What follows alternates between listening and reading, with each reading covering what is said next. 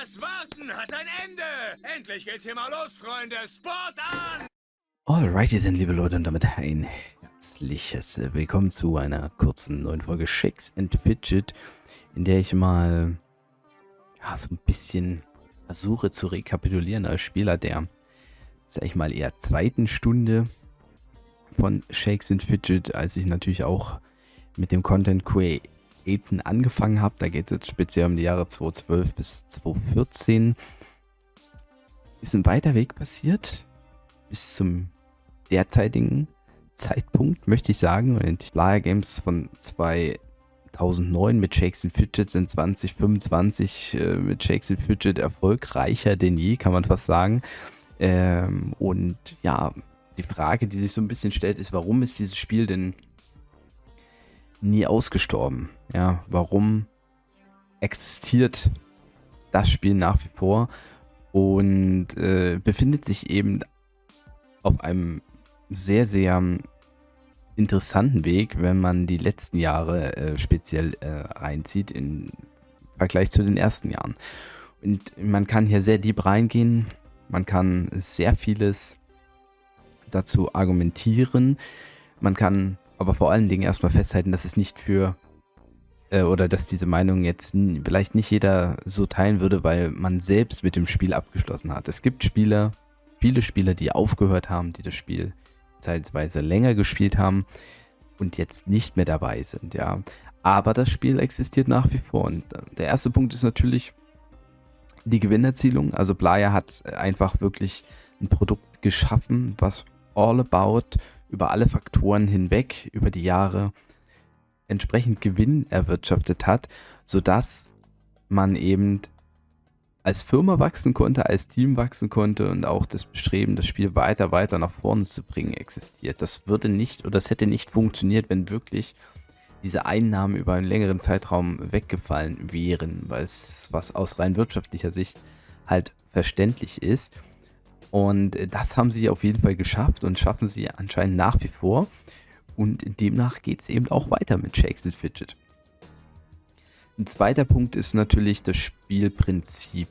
Also das führt natürlich auch dazu, dass Geld dafür investiert wird, aber das Spielprinzip, die originale Spielidee war halt wirklich sehr, sehr smart. Ja? Dieser Comic-Stil mit sehr guten Zeichnungen auf einem Mobile oder auf einem Browser-Game ursprünglich, was schon eine sehr interessante oder einen sehr breiten Spagat aus schnell ins Game finden und einen Progress starten bis hin zu diesen competitiven Bereich aufbauen und auch über einen längeren Zeitraum die Spieler binden an das Spiel. Das hat auf jeden Fall im Ursprung funktioniert, auch wenn es über die Jahre ein bisschen schwieriger geworden ist. Also das Early Game sozusagen, das ist vollgepackt mit zig Geschichten und je nach Spielweise geht so ein Early Game halt Tage, Wochen, ein bisschen zu Monaten natürlich, aber dann flacht es ein bisschen ab und da brauchst du natürlich auch, und das ist dann aber Punkt 3, die Mentalität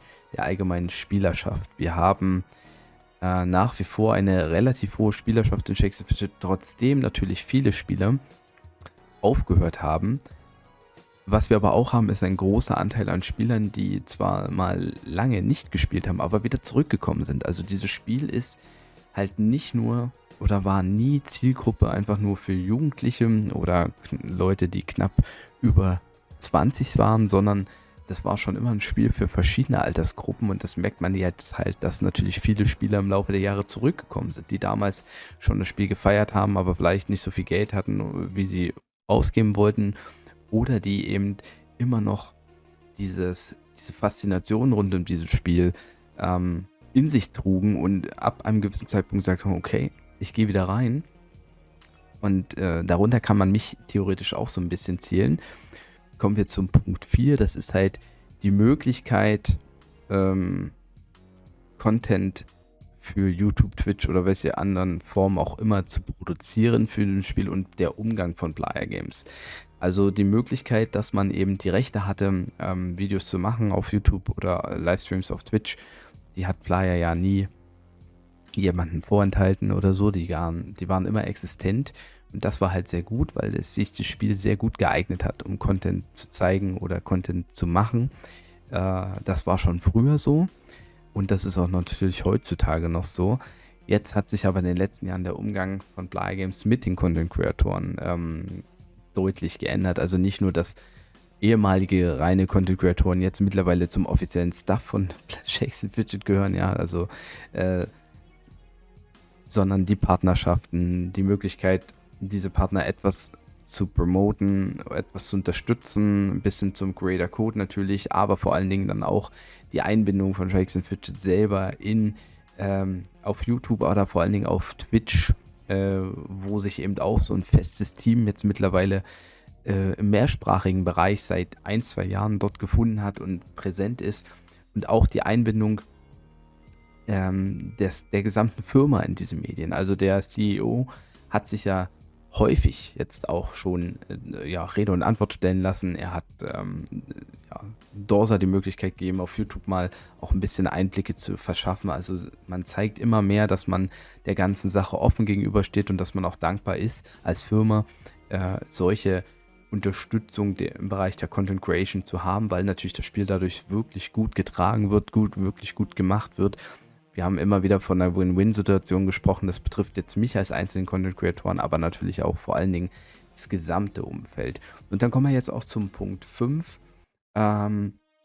Es wurde sich, und das ist gerade in den letzten Jahren, natürlich gab es immer Ups, aber auch Downs, aber im Prinzip merkt man schon, dass sich die Firma vor allen Dingen auch bemüht, die Community mit einzubinden, und zwar die aktive Community.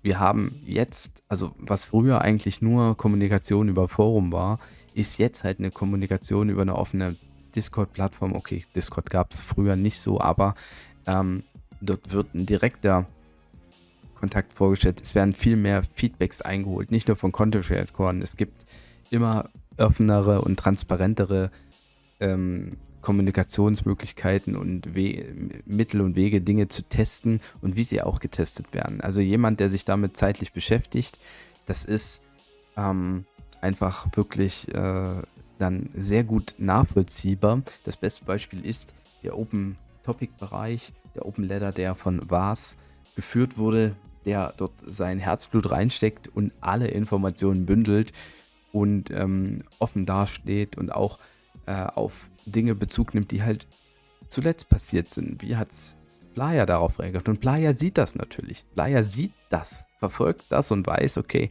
man darf sich jetzt hier eigentlich keine Blöße geben und das gibt so ein bisschen Sicherheit. Natürlich werden wahrscheinlich weiterhin Fehler passieren, ich gehe davon aus, aber die Schwere der Fehler könnte sich dadurch auf jeden Fall trotz der gesamten Entwicklung, der Spielentwicklung, die in den letzten Jahren ja extrem fortgeschritten ist, könnte so weitergeführt werden. Das ist eben auch der Punkt, man wurde wirklich auch kreativ, man darf nicht vergessen, es gab eine Zeit, da gab es keine Festung, keine Pets, keine Unterwelt, das waren sehr dicke Content- oder Content-Updates, die das Spiel richtig krass gepusht haben. Die Entwicklung auf der Basis der Engine in den letzten Jahren war da sehr auch wichtig für den weiteren Push und die Möglichkeiten, die es eben schafft. Zwischendurch aber immer auch so ein bisschen Quality of Life, das kann nie schaden, das kam zuletzt zum Beispiel wieder, das kann ruhig auch immer dazu führen und natürlich immer die Chance, auch alle Spieler zu unterstützen.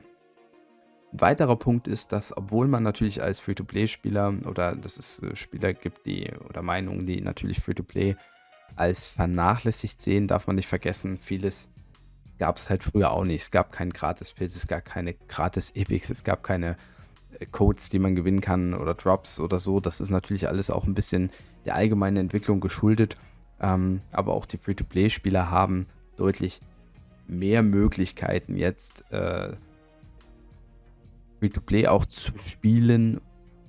Natürlich haben die Pay-to-Win-Spieler diese Möglichkeiten auch. Also Updates, die beide Spielerschaften betreffen, wurden eingeführt und führen natürlich auch dazu, dass das Spiel noch langfristig gespielt wurde. Aber das Allerwichtigste ist halt das Herzblut vieler Spieler. Also die Spieler habe ich selber ja schon ein bisschen erwähnt. Es gab Spieler, die wieder zurückgekommen sind nach langer Pause, aber es gibt halt, ich sehe es auf den neuen Servern dann auch immer wieder in den Gildenchats selbst oder in den Team-Discords so viele Spieler, die über so viele Dinge mit Freude schreiben, über ihren Prozess oder halt auch immer wieder die gleichen Sachen, die einen halt so ein bisschen aufregen, wenn halt der Schlüssel nicht kommt. Das gibt's kaum noch, aber wenn halt nicht der richtige Stein kommt oder wenn halt der Dungeon nicht fällt.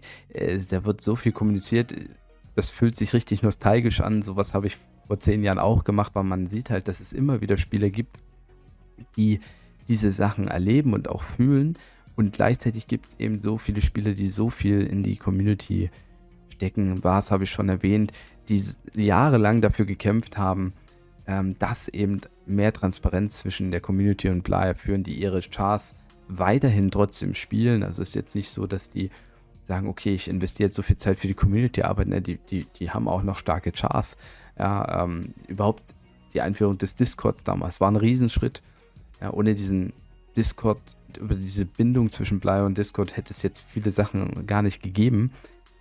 Und das sind nur ein paar Beispiele. Es gibt sehr, sehr viele Spieler, die trotzdem immer wieder Playa Games oder Shakes & Fidget das Vertrauen ausgesprochen haben, trotzdem es viele Krisen zu bewältigen gab und die auch dazu geführt haben, dass gewisse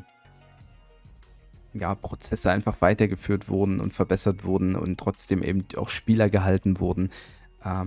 Auch die Community, alle, die sich irgendwie in den letzten Jahren Gedanken über Strategien gemacht haben, das gab es auch schon früher, aber nicht in dieser Form, um das Bestmögliche aus dem Spiel rauszuhauen. Mittlerweile gibt es halt zigtausende Guides für alle verschiedenen Fälle und immer wieder täglich gibt es trotzdem die gleichen einfachen Fragen von Spielern, die vielleicht neu in den Discord kommen, die dann wieder beantwortet werden und man selber denkt sich, das hat man schon 50 Mal gelesen, aber es ist halt, es zeigt halt, dass das der Kern eigentlich ist, warum das Spiel nicht ausgestorben ist. Es ist halt nicht nur im deutschen Bereich so, es ist halt auch in einigen anderen Ländern so. Deutschland ist ein starker Teil, aber die polnische, tschechische Community, ungarische Community auch und auch einige Bereiche außerhalb von Europa führen halt insgesamt dazu, dass das Spiel weiterhin Erfolg hat.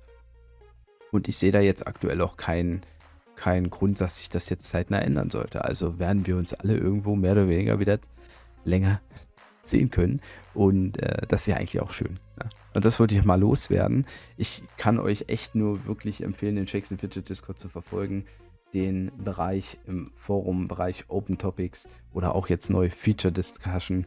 Das ist ein ganz, ganz heißes Ding. Das, kam entsprechend ja auch erst vor kurzem neu rein. Über die Dungeon-Pause in diesem Bereich habe ich schon mal gesprochen. Sehr, sehr interessant. Deshalb würde ich sagen, haut rein, macht Tschüss und Servus. Euer Basti. Ciao.